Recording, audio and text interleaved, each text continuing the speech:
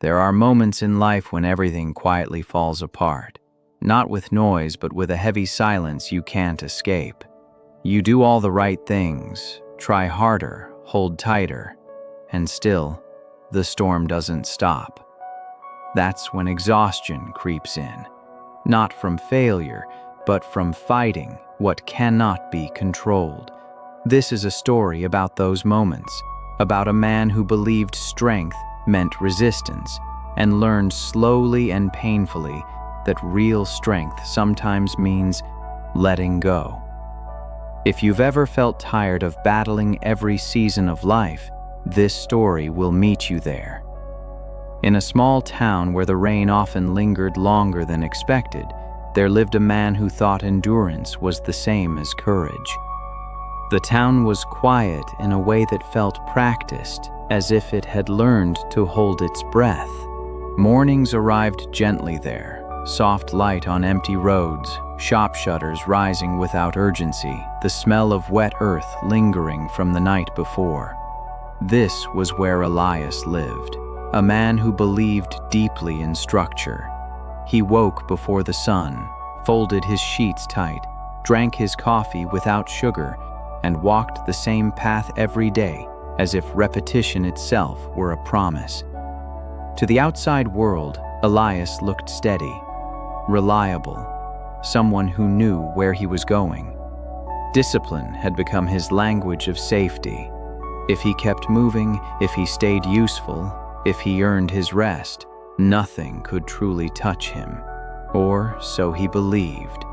But inside, there was a quiet tension he rarely acknowledged, a restlessness that surfaced only in still moments, when the streetlights flickered on, or when the rain tapped too gently against the window. Stillness made him uneasy.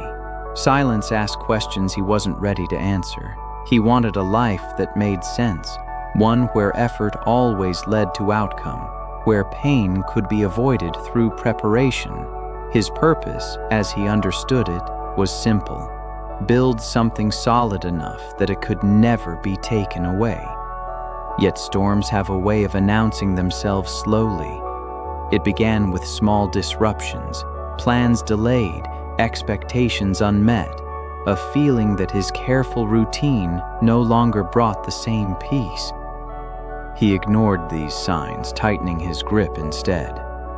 More discipline, less rest, stronger walls. You might recognize this moment, that phase when you double down, believing courage means endurance alone, when you confuse control with strength, when you sense the sky changing but convince yourself you can outwork the weather. Elias stood firmly in that belief, unaware that the first lesson of his journey was already unfolding. The storm was not coming to test his strength. It was coming to change how he understood it. Elias believed progress was something you could measure. Hours logged, goals met, boxes checked. Each small victory became proof that discipline worked, that if he stayed focused long enough, life would eventually reward him with certainty. So, he worked harder. Days blurred into routines polished to perfection. He arrived early, left late, and filled the space in between with effort. Compliments came quietly, nods of approval, passing remarks about his reliability. They settled into him like warm stones, grounding him. For the first time in a long while, he felt close to something resembling peace. Success to Elias wasn't loud. It looked like stability, predictability, a sense that he was finally ahead of life instead of chasing it. He told himself this was purpose, that building something durable was the same as building something meaningful. And for a while it worked. The chaos he once feared stayed at a distance. Problems were solved before they grew. Emotions were postponed, neatly folded away like unused letters. Discipline became his shelter, his armor against uncertainty. When others complained about exhaustion or doubt, Elias stayed silent. He had no time for weakness. There was always another task, another plan, another way to stay in control. But shelters built too quickly often hide fragile foundations. What he didn't notice, what no one warned him about, was how tightly his sense of worth had wrapped itself around results. How rest began to feel undeserved. How slowing down felt dangerous. He wasn't just working towards something anymore. He was running from the fear that without momentum, everything might collapse. You may know this phase well, the one where motivation feels clean and purposeful, where healing seems unnecessary because productivity numbs the pain, where strength looks like constant forward motion. Elias stood tall in that season, convinced he had finally outrun the storm. He didn't realize yet that he wasn't building shelter from the wind. He was building his life in its path. The storm arrived on a day that looked ordinary. No warning. No dramatic shift in the sky. Just a quiet moment when everything Elias had leaned on gave way at once. A decision made without him. A door closed where he believed there was permanence. What he had built with years of discipline unraveled in a single conversation, spoken in a calm tone that made it hurt even more. At first he didn't react. He nodded. He listened. He thanked them for their honesty. Strength, he thought, was staying composed. But when he stepped outside, the air felt heavier. The familiar road looked unfamiliar. His breath shortened, not from panic, but from disbelief. This wasn't how it was supposed to happen. He had followed the rules. He had stayed disciplined. He had earned continuity. The loss wasn't just professional or practical, it was personal. His identity had been stitched into that structure so tightly that when it collapsed, it took pieces of him with it. Purpose drained out, leaving confusion in its place. The shelter he trusted was gone, and for the first time, there was nowhere to stand. That night, sleep avoided him. Thoughts repeated themselves in endless circles. What could I have done differently? Where did I miscalculate? If I fix it fast enough, maybe none of this will count as failure, but storms don't negotiate. By morning, reality had settled in. The routine that once gave him strength now felt hollow. His discipline had nowhere to land. Effort without direction became weight instead of momentum. You've likely stood in this storm before. The one that doesn't care how prepared you were, the one that exposes how fragile certainty can be, the one that makes you question whether strength was ever about control at all. Elias didn't know it yet, but this collapse was not the end of his journey. It was the moment the story stopped being about success and began being about truth. Elias told himself it was temporary. That belief became his anchor. He woke each morning expecting reversal, convinced that if he replayed events carefully enough, he'd find the moment where everything could still be fixed. His mind clung to the past like a lifeline. Every conversation, every decision, every missed signal dissected again and again. He stayed close to what remained. Old emails, old routines, old paths walked out of habit rather than hope. Letting go felt like admitting defeat, and defeat felt like erasing the years he had given. So he held on, even as the ruins cut into his hands. Guilt followed him everywhere. Not loud, not dramatic, just constant. A quiet voice whispering that he should have seen it coming. That discipline should have been enough. That real strength wouldn't have allowed this to happen. Time slowed in this phase. Days passed, but nothing moved. He wasn't healing and he wasn't rebuilding. He was suspended between what was gone and what he refused to imagine. Progress felt disloyal to the version of himself who had worked so hard. You may recognize this space, the place where memory becomes a trap, where motivation turns inward and feeds regret instead of growth, where holding on feels safer than stepping forward, even when standing still hurts. Elias avoided people now. Questions made him defensive. Advice felt insulting. He didn't want solutions. He wanted restoration. He wanted the past to return, unchanged. But storms don't leave things the way they were. The more he resisted acceptance, the heavier everything became. Exhaustion replaced effort. Nights grew longer. Hope thinned into obligation. And beneath it all, an unspoken truth waited patiently.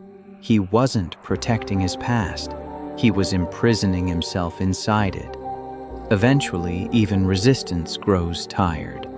Elias stopped arguing with his thoughts because there was nothing left to defend. The questions had exhausted themselves. The anger dulled into something heavier, an emptiness that didn't demand answers. It simply existed. Days became quiet. Not peaceful, just still. He let calls go unanswered. Meals were simple, often forgotten. The clock moved, but time no longer felt like something he belonged to. It passed around him, indifferent. This was the lowest point. Not because something painful happened, but because nothing did. No distractions, no urgency, no role to perform. Without the structure he once relied on, he didn't know how to measure his worth. Discipline, once his strength, now felt useless without direction. He sat with the version of himself he had avoided for years, the one without achievements to lean on. There is a strange honesty in this kind of silence. It strips life down to its bones. No future plans to chase, no past victories to protect. Just breath, just awareness, just the weight of being present with everything you didn't want to feel. Elias noticed how tired he truly was, not physically, but emotionally. Tired of fighting reality, tired of proving something, tired of holding himself together with clenched fists. You may know this moment too, the one where motivation disappears, where even hope feels like too much effort, where failure isn't dramatic, it's quiet and internal. But something subtle happens here, if you allow it. When the noise finally fades, when the storm has passed and you stop searching the sky for answers, a small space opens. Not for solutions, but for truth. Elias didn't realize it then, but this emptiness wasn't punishment. It was the pause before change becomes possible. Elias began walking again, not with purpose, but because staying still had started to feel heavier than moving. His feet carried him beyond familiar streets, past the edges of town where things were less defined. The road narrowed. The noise thinned. Fields stretched open, unguarded. It was there he noticed the old man. He sat on a low wooden bench beside a weathered fence, feeding birds with slow, careful movements. Nothing about him demanded attention, no urgency, no expression of importance, just presence. Elias would have passed by if not for the calm. It was unfamiliar, almost unsettling. He stopped without knowing why. They didn't speak at first. The birds landed freely, unafraid. After a while, Elias asked the question that had been sitting in him for weeks, disguised as small talk. "Doesn't the weather bother you?" he asked, nodding toward the shifting sky. The old man smiled, not amused, just understanding. "Only when I pretend I can control it," he said. That was all. No advice, no lecture. He scattered the remaining feed and stood slowly, as if time worked differently around him. Before leaving, he turned back once. "Most storms pass on their own," he added. "The ones that hurt the most are the ones we fight." Elias stood there long after the bench was empty. The words settled gently, without force.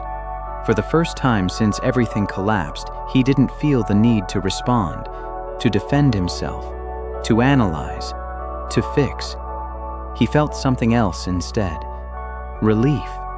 Not because the pain was gone, but because the struggle against it softened. He realized then that his exhaustion hadn't come from loss alone. It had come from resistance. You may encounter wisdom like this in your own life, not through grand moments, but through quiet ones. A sentence, a glance, a pause that changes how you carry your pain. Elias turned back toward town, not renewed, not healed, but open. And that was enough to begin again. Elias didn't wake up transformed. There was no sudden clarity, no dramatic shift in his life. What changed was smaller and quieter. He stopped arguing with the day before it even began. He let mornings unfold without forcing them into shape. Coffee tasted warmer when he drank it slowly. Walks became less about distance and more about noticing where he was. For the first time in a long while, he allowed space between moments. And in that space, his breath returned. Acceptance, he learned, wasn't surrender.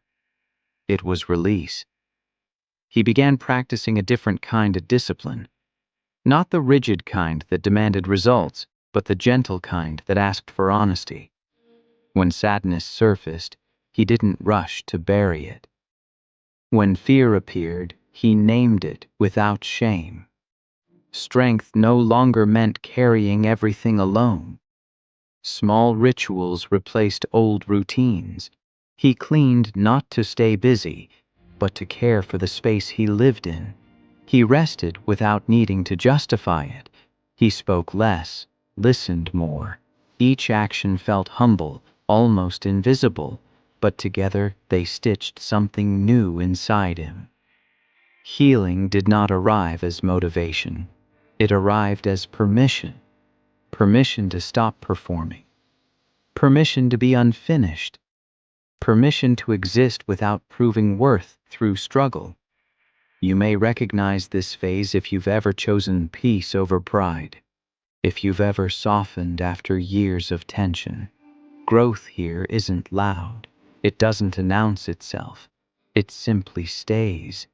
Elias still thought about what he'd lost, but the thoughts no longer demanded punishment.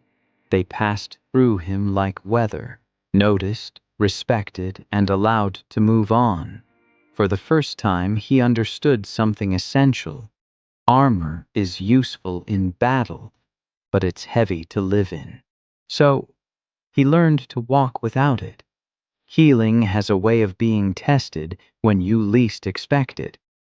Just as Elias began to trust the quiet stability he'd built, familiar winds returned, invitations resurfaced, old opportunities whispered promises of restoration. The version of himself he once was knocked gently, then persistently, reminding him how efficient control used to feel. The temptation wasn't obvious. It arrived dressed as progress. He felt it in his body first, a tightening, a rush of urgency. The old rhythm tried to reclaim him. Do more, move faster, prove again. Discipline, once softened, threatened to harden back into armor. This was the new struggle. There were days Elias slipped. He overcommitted. He stayed up late planning outcomes that didn't yet exist. He caught himself measuring worth in productivity again, judging peace as laziness. But something was different now. He noticed. Instead of collapsing into guilt, he paused. Instead of pushing through exhaustion, he rested. Consistency replaced intensity. He returned to the practices that grounded him, not perfectly, but patiently. Growth, he learned, isn't about never falling back. It's about how quickly and kindly you return to yourself. You may be in this season right now, where you know better but the old ways still call, where courage looks less like ambition and more like restraint, where discipline isn't force, it's devotion to what keeps you whole. Each time Elias chose presence over pressure, the pull weakened. The storm still existed, but it no longer controlled his direction. Strength was no longer something he proved in extremes. It was something he practiced daily, in small, quiet decisions that no one applauded. And that was enough. One morning, Elias noticed the sky, not because it was particularly clear or dramatic, but because it no longer felt heavy. The air carried the same uncertainty it always had, yet something inside him had shifted. He wasn't scanning the horizon for threats. He wasn't bracing for impact. He simply stood there, present. Life hadn't returned to what it was. It had become something else entirely, quieter, slower, deeper. Purpose no longer came from chasing a future version of himself. It emerged naturally from how he showed up to each moment. He worked again, but without urgency. Rested without guilt. Connected without armor. Failure no longer defined him. It informed him. Pain still visited, but it didn't stay. This was his transformation, not the kind that announces itself, but the kind that settles into the bones. Elias understood now that peace isn't the absence of storms. It's the absence of resistance. The sky changes, seasons shift. Control was never the goal. Adaptation was. You may reach this place one day, or maybe you're already closer than you think, where motivation feels gentle, where strength feels spacious, where rebirth doesn't mean becoming someone new, but returning to who you were before the world taught you to fight everything. Elias walked through the town that once felt confining, and it felt open now. Not because the world had changed, but because he had. The storm that once broke him had given something back, perspective. And under this new sky, he finally understood. Nothing needed to be conquered for life to be meaningful. If you're listening to this story, it's likely because you've faced a storm of your own, not the kind you can outrun or overpower, but the kind that lingers, asking something of you. Loss, failure, change, the moments that break routines and expose what you've been using to feel strong. Elias's journey was never about becoming invincible. It was about becoming honest. The storm didn't arrive to punish him. It arrived to teach him that discipline without compassion becomes a cage. That courage isn't always loud resistance, it's quiet acceptance. That letting go is not weakness, but wisdom. Healing begins when you stop fighting what already is. You don't have to hold on to every version of yourself. Some chapters end so others can begin. Some failures are not meant to be fixed, only understood. And some storms are simply clearing the sky. Strength grows when you allow yourself to feel. Peace arrives when you stop measuring your worth by outcomes. Purpose emerges not from control, but from presence. You may still stumble. Old winds may return. That doesn't mean you've failed, it means you're human. Rebirth is not a single moment, it's a practice. So when life feels heavy, ask yourself gently, am I fighting the storm or learning from it? Because the truth is this, you were never meant to conquer every season, only to grow through them. If this story resonated with you, carry it forward. Share it with someone who needs rest, not resistance. And if you'd like more stories like this, slow, human, and honest, stay connected. The storm will pass, and when it does, you will still be here,